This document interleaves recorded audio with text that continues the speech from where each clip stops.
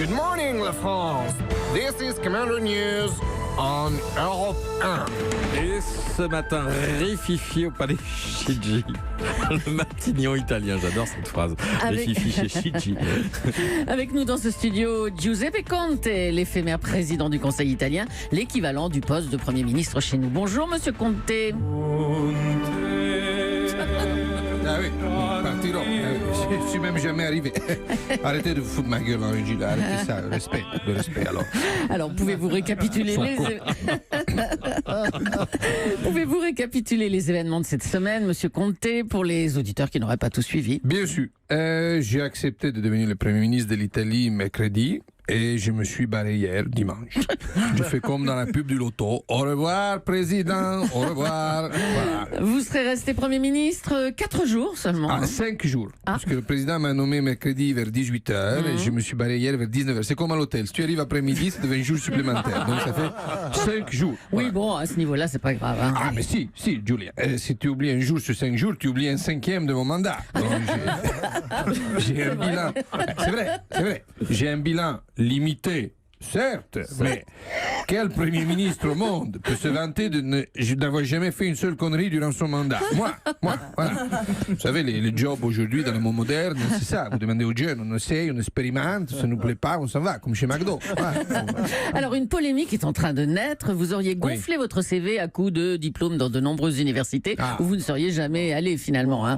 Alors, vous dites avoir étudié à l'université de New York, mais vous devez parler un anglais impeccable, non? Yes, I have. Yes. I will be forgotten to eat in the house of the sunny dog. Quoi? My name is Giuseppe and I want to make love to your wife, Patrick Cohen.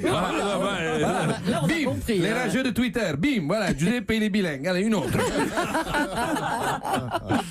Alors vous dites être l'un des experts du Social Justice Group de l'Union européenne. Vous pouvez nous en dire plus car on ne trouve aucune trace de ce groupe de travail. Ah, je vous réponds en français ou en anglais? En français, ça ira, oui. C'est un groupe qui s'occupe de... Voilà, l'interview est terminée. Alors, je vais coacher les Français de Roland Garros. Ah bon? Et pourquoi? Mais s'ils veulent des conseils de quelqu'un qui est resté quelque part 5 jours et qui s'est fait balayer, je suis le rond. Quel talent. Jérôme Commandeur. Commandeur News, ce matin on prend des nouvelles d'une personnalité politique hospitalisée. Eh oui, Marion Maréchal a été victime d'un léger malaise. On va la retrouver dans sa chambre d'hôpital. Vous êtes à l'antenne, mademoiselle. Pardon, je vous écoute, Julie, c'est pas facile. Vous êtes jeune, en pleine santé. Qu'est-ce qui vous est arrivé? C'est rien, juste un peu de surmenage. J'étais en train de ranger les livres de la bibliothèque de mon académie. Brasillac, Drieux-La Rochelle, Laval. Faut tout mettre par ordre alphabétique, ça prend un temps fou. J'ai fait un tout petit malaise, comme ça, sans raison. Attendez, votre histoire paraît un peu étrange, non? Attendez, je parle à l'infirmière. Non, madame, n'allumez pas les chaînes info. Ah non, ça repasse. Attention, elle rechute. Posez les électrodes. Go! Ça y est, je reviens. Ça va, Julie, vous inquiétez pas. Attendez, quelque chose vous gêne à la télévision apparemment, hein? Oh non, c'est le bruit de la télé. Ce ne serait pas la naturalisation de Mamoudou Gassama, le jeune héros qui a sauvé un bébé, un petit garçon tout de même, dimanche, c'est pas ça? Pas du tout. Hein? Samedi? C'est très bien si ce monsieur a sauvé un bébé. Ce monsieur, pourquoi vous dites ça? Vous voulez pas dire son nom? Ah non, c'est trop dur. Enfin, il s'appelle Mamoudou. Non, je peux pas aller plus loin. Tout ce qui est les noms de famille au sud de Marseille, j'ai la mâchoire qui se bloque. Je peux dire Martine, mais je peux pas dire Toufik. Je peux pas, ça passe pas. Vous savez que Mamoudou va également être intégré aux pompiers de Paris. Ça veut dire que quand je vais appeler, je peux tomber sur lui? Bah oui, vous pouvez, oui. Remettez-moi un coup de défibrillateur. Même si je vais bien, ce sera pas de trop. Jérôme Commandeur. À demain. Commandeur News avec ce matin une immense comédienne parmi nous. L'icône américaine glamour et engagée Jane Fonda est notre invitée ce matin. Jane qui vient évoquer l'annonce étonnante qu'elle a faite à la télévision britannique en fin de semaine dernière. Bonjour Jane. Allez, tout le monde, top!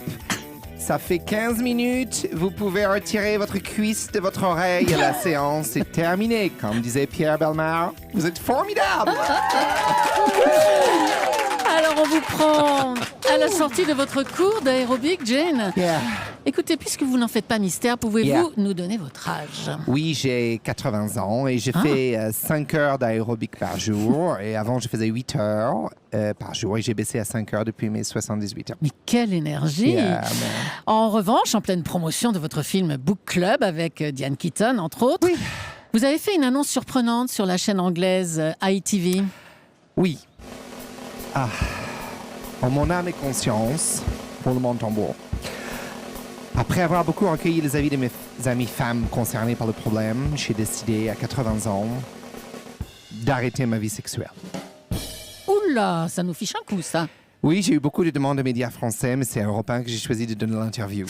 Qu'est-ce qui vous a poussé à prendre cette décision terrible, Jane? Écoutez, si je devais filer la métaphore, je dirais que j'ai décidé de close the shop, de fermer la boutique. D'abord parce qu'il y a eu beaucoup de passages, il y a des clients qui sont venus, qui sont revenus, tellement ils étaient contents.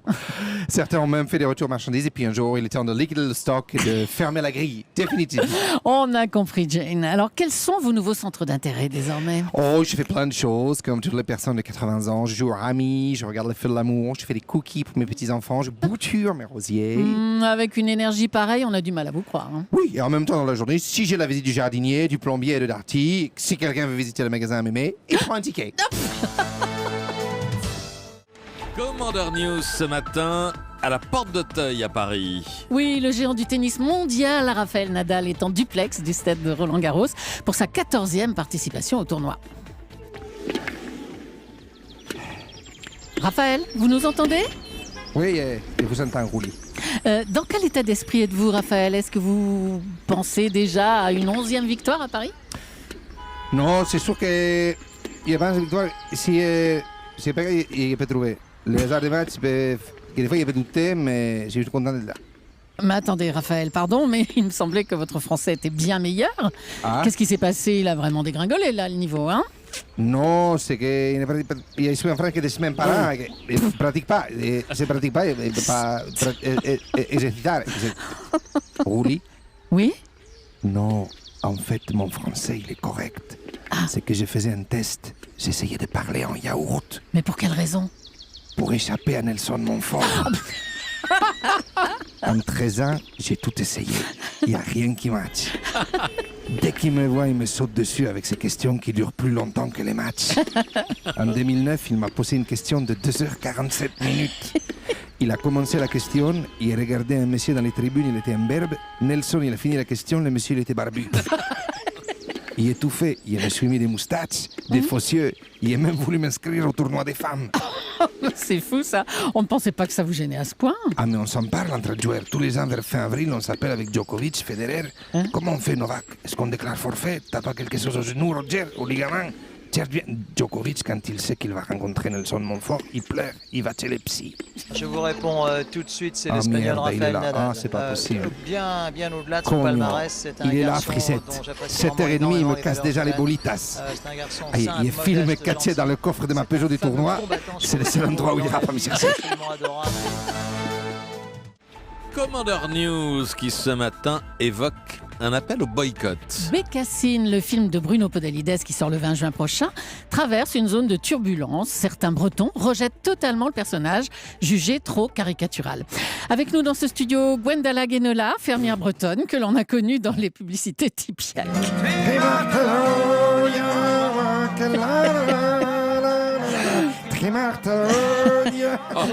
C'est un plaisir de vous avoir parmi nous, chère madame, car tout le monde se souvient de vous et de vos collègues à coiffe dans la publicité Tipiak. Quoi, vous avez un chat dans la gorge? Qu'est-ce qu'il y a? Non, regarde, ça veut dire merci en breton. Ah bon, pardon. Certains autonomistes bretons sont vent debout contre la sortie de Bécassine. Pour quelle raison? Comment ça, pour quelle raison? T'as pas vu sa gueule?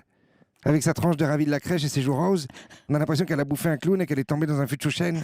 C'est ça la Bretagne pour toi? Ce personnage créé par Joseph Pinchon fait partie de notre patrimoine. Oh, ouais. Joseph Pinchon, il prend son crayon, il se le met là où il veut, il touille, hein. Enfin, on stigmatise la Bretagne comme un pays d'arriérés. On va foutre le dawa dans les cinémas, là. Avec mes copines, on va renverser les machines à popcorn. On va coller des Mars et des Bounty sur la moquette.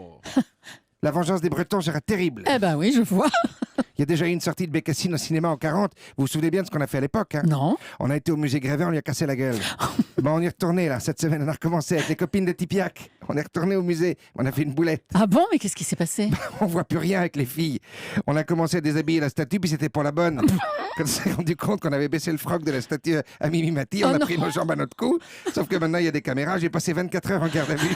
J'ai été libéré contre 2 galettes complètes. Bon, allez, je vous laisse, Julie. Avec les copines, on va jouer les Femmes, seins nus. On va aller perturber un spectacle de Chantal Goya. Allez, canavo!